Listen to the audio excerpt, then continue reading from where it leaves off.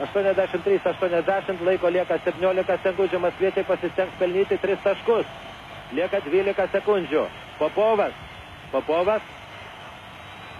Turi kamuolį Volkovas.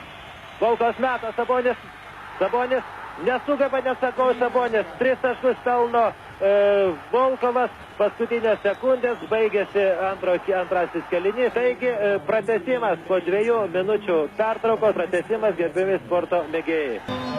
Sabonis, Volkovas ir suklydo Volkovas, Tomičius pagavo kamuolį, guli ant grindų, stengiasi atiduoti kamuolį ir ne, bus ginčas. Sabonis nusprendžia mesti iš toliau, nėra.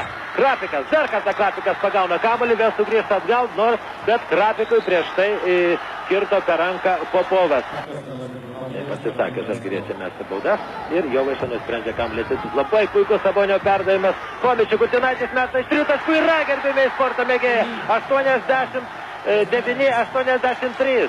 89-83. 1 minutė 35 sekund до конца дополнительного времени. 26 sekundės. Minutės pertraukėlės dar paprašo Žalgirio komandos treneris Vladas Garastas. Paskutinės sekundės eiti sirena, taigi su puikia pergalė gerbimiai sporto mėgėjai. 93-83 rungtynes laimėjo Žalgiriečiai, kurie 3 kartą iš eilės tapo šalies čempionais.